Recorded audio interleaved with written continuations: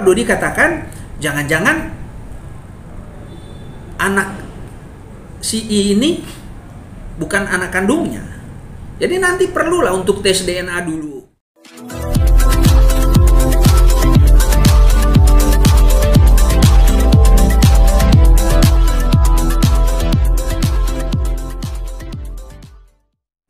Gimana Bang sebagai kuasa hukum Dodi Sudrajat Bang? Oke, jadi begini.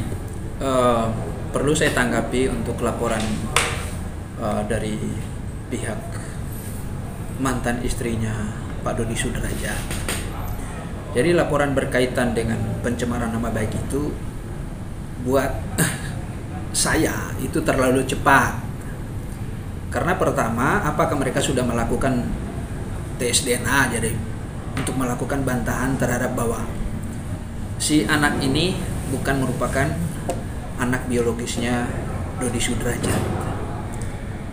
Dasarnya kan juga jelas Pak Dodi itu menikah dengan mantan istrinya sudah hamil 2 bulan.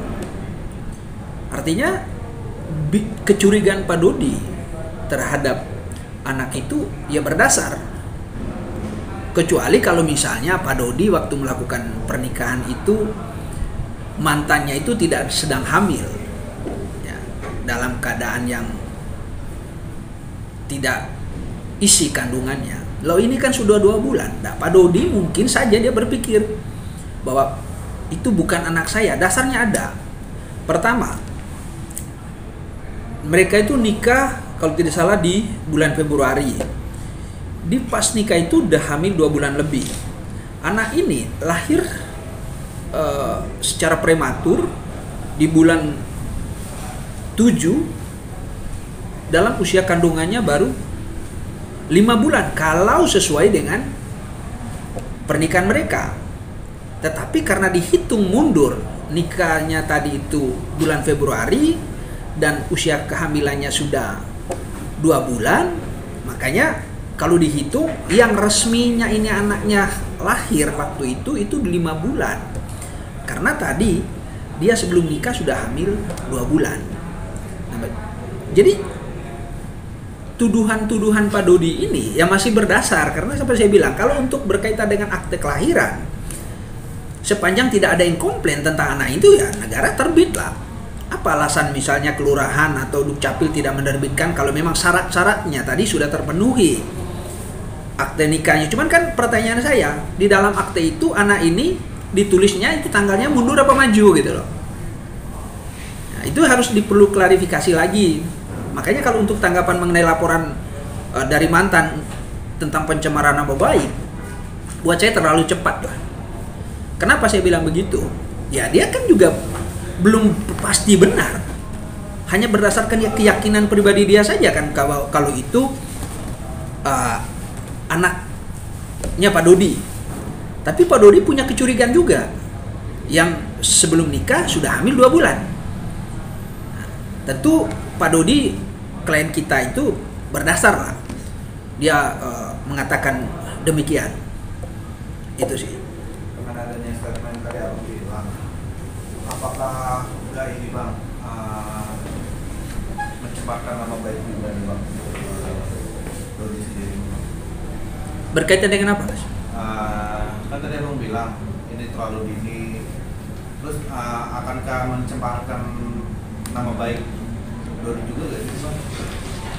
Oh iya, kita akan melakukan pendalaman lagi berkaitan dokumen. Misalnya begini, itu akte, kan dikatakan di laporannya itu aktenya hilang. Makanya dia buat surat laporan kehilangan di polsek setempat untuk mendapatkan salinannya itu, akte. Padahal kan akte itu tidak hilang dan itu ada di klien saya aslinya. Itu kan belum dari juga, itu sudah termasuk juga buat laporan palsu. Ancamannya itu di pasal 220 itu 1 tahun 4 bulan kalau tidak salah. Makanya kita juga akan ambil langkah hukum juga ya. Itu udah mencemarkan nama baik juga. Kenapa saya bilang begitu? Dasarnya mereka LP kan hanya tadi. Apakah mereka mempelajari bahwa mantan ini sudah hamil sebelum menikah itu 2 bulan? Jadi wajar kalau orang curiga. seperti yang Pak Dodi katakan, bahwa dia waktu menikah, dia ada curiga bahwa mungkin saja dia dugaan dia mantan suaminya dari mantannya Pak Dodi ini masih berhubungan baik, gitu. Makanya Pak Dodi katakan jangan-jangan anak si I ini bukan anak kandungnya. Jadi nanti perlulah untuk tes DNA dulu, gitu. Kalau misalnya kita tes DNA, tujuannya juga untuk sebenarnya bagus untuk menentukan status anak ini itu anaknya ayah kandungnya siapa. Sebenarnya baik gitu loh, karena tadi itulah risikonya tadi kalau hamil di luar nikah. Itu risikonya. Jadi buat saya tadi itu kalau tes DNA itu bagus untuk menentukan anak ini siapa bapak biologisnya. Dan si mantan juga harus terima sebenarnya konsekuensi itulah akibatnya dari hamil di luar nikah itu. Coba kalau dia tidak hamil di luar nikah, Pak Dodi pasti tidak mungkin dia mengatakan bahwa itu bukan anak kandungnya. Ya itu sih tanggapan dari saya. Kalau dengan keyakinan Pak Dodi bahwa itu bukan biologisnya, artinya Pak Dodi memang siap untuk tes DNA ya, untuk meyakinkan bahwa fakta yang sebenarnya seperti apa, siap terungkap. Jadi begini, kalau Pak Dodi itu siap untuk lakukan tes DNA, tujuannya tadi untuk memastikan dengan sebenar-benarnya, dengan yang sesungguh-sesungguhnya mengenai anak ini anak kandungnya Pak Dodi atau tidak. Nah, itulah risiko dari Pak Dodi dengan mantan istrinya. Gitu. Pak Dodi siap untuk tes DNA kapan saja. Nah makanya saya bilang, kalau bikin laporan ini terlalu, Bu, untuk kami saya tanggapi, saya bilang itu terlalu cepat. Kecuali mereka ini bikin laporan, Pak Dodi dikata pencemaran nama baik, dia sudah melakukan tes DNA sebelumnya dan hasilnya misalnya identik gitu. Ini kan Pak Dodi belum diambil darahnya untuk melakukan tes DNA itu. Jadi sama-sama lah, laporannya buat saya tadi itu terlalu cepat. Mendingnya tes DNA dulu dong. Bang, kalau terkaitan dengan akte kelahiran, dengan dokumen negara lah, yang mana kan di situ tercantum nama Pak Dodi. Ketika Pak Dodi menyangkal, kan ini dilihat ada celah hukum, Bang. Iya. Artinya dianggap berbohong dalam memberikan sebuah kebenaran di lembaran negara. Nah, seperti apa sikap Abang sebagai kuasa hukum dan Pak Dodi akan hal ini? Jadi begini, tadi kan saya katakan bahwa itulah risiko yang timbul dari kedua orang tua yang mereka sudah melakukan melakukan hubungan suami istri di luar pernikahan itu. Dampaknya kan terhadap anak. Gitu. Jadi dua-duanya menurut saya tadi itu, pertama Pak Dodi itu tidak salah untuk melakukan bahwa itu bukan anaknya, dasarnya ada. Nah ibu mantan istrinya ini tadi, dia melaporkan bahwa ini pencemaran nama baik, tapi belum diuji. Apakah tadi itu benar atau tidak kan harus diuji, misalnya lewat tes DNA tadi. Jadi belum ada yang mengatakan bahwa itu benarnya anak Dodi, tapi memang secara lembar negara tadi, yaitu Pak Dodi Sudrajat itu itu bapaknya. Tapi kecurigaan itu muncul tadi, karena tadi saya bilang dia hamil dulu 2 bulan sebelum nikah.